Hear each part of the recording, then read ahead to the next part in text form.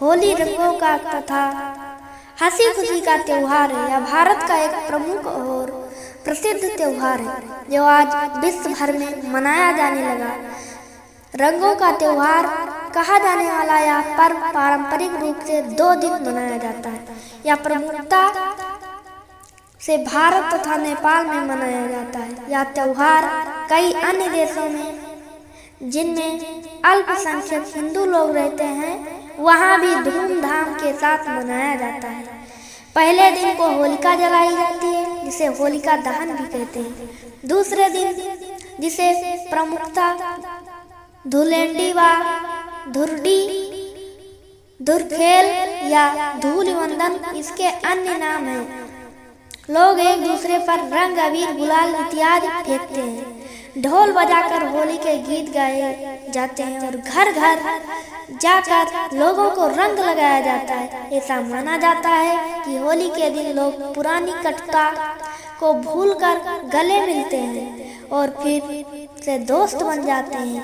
एक दूसरे को रंगने और गाने बजाने का दौर दोपहर तक चलता है। इसके बाद स्नान करके विश्राम करने के बाद नए कपड़े पहनकर शाम को लोग एक दूसरे के घर मिलने जाते हैं, गले मिलते हैं और मिठाइयाँ खिलाते हैं। राग रंग का यह लोकप्रिय पर्व बसंत का संदेशवाहक भी है।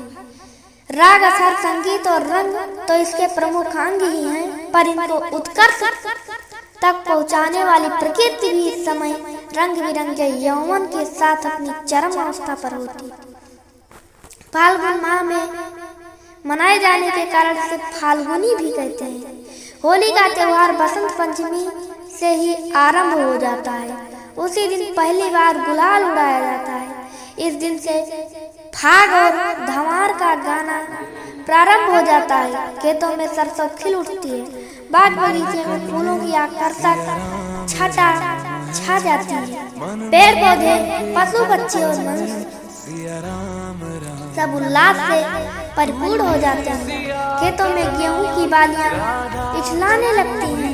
बच्चे बूढ़े सभी व्यक्ति सब कुछ संकोच और रूढ़ियां भूलकर ढोलक झांझ मजीरों की धुन के साथ नृत्य कर रहे हैं।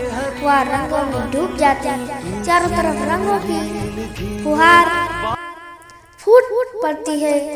गुजिया होली का प्रमुख पकवान है जो कि मावा यानी खोया और मैदा से बनती है और मेवाओं से युक्त होती है।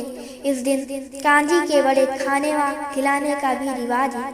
नए कपड़े पहनकर होली की शाम को लोग एक दूसरे के घर होली मिलने जाते हैं, जहां उनका स्वागत गुजिया नमकीन व ठंडाई से किया जाता है। होली के दिन आम्र मंजरी तथा चंदन को मिलाकर खाने का बड़ा महत्व है।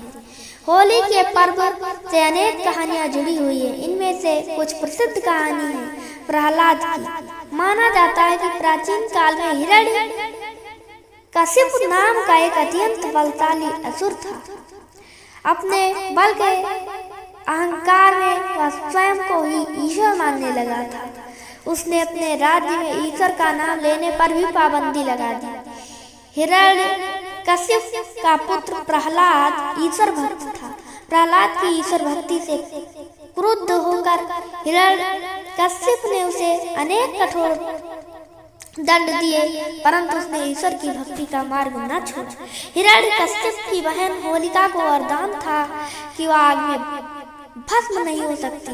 हिरण्यकशिप ने आदेश दिया कि होलिका प्रहलाद को गोद में लेकर आग में बैठे।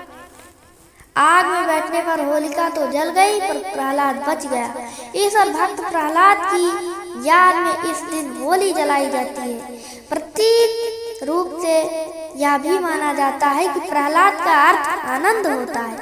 बैर और उत्पीड़ना की प्रत्येक होलिका जलाने की लकड़ी जलती है और प्रेम तथा उल्लास का प्रतीक प्रहलाद आनंद अछूड़ रहता है। होलिका दहन की मुख्य कथा हम आप सभी के समझ प्रस्तुत करते हैं। होली से संबंधित मुख्य कथा के अनुसार एक नगर में हिरण्यकश्यप नाम का दानव राजा रहता था। वह सभी को अपनी पूजा करने को कहता था, लेकिन उसका पुत्र प्रहलाद भगवान विष्णु का उपासक था। हिरण्यकश्यप ने भक्त प्रहलाद को बुलाकर राम का नाम न जपने को कहा तो प्रहलाद ने स्पष्ट रूप से कहा, पिताजी, परमात्मा ही समर्थ है, प्रत्येक कष्ट से परमात्मा ही बचा सकता है, मानव समर्थ नहीं। यदि कोई भक्त साधन या साधना करके कुछ शक्ति परमात्मा से प्राप्त कर लेता तो वह सामान्य व्यक्तियों में तो उत्तम हो जाता है, पर परमात्मा से उत्तम नहीं हो सकता। यह बात सुनकर अहंकारी हिरण्यकश्यप क्रोध से लाल पीला हो गया और नौकरों सिपाहियों से बोला कि इसको ले जाओ मेरी आंखों के सामने से और जंगल में सर्पों में डालो, सर्प के डसने से या मर जाएगा। ऐसा ही किया गया, परंतु प्रहलाद मरा नहीं क्योंकि सर्पों ने डसा नहीं। प्रहलाद की कथा के अतिरिक्त यह पर्व राजसी ढूंढी राधा कृष्ण के रास और कामदेव के पुनर्जन्म से भी जुड़ा हुआ है।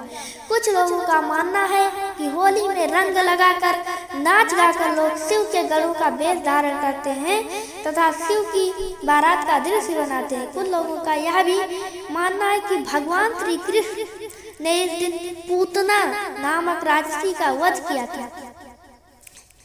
इसी खुशी में गोपियों और ग्वालों ने रासलीला की और रंग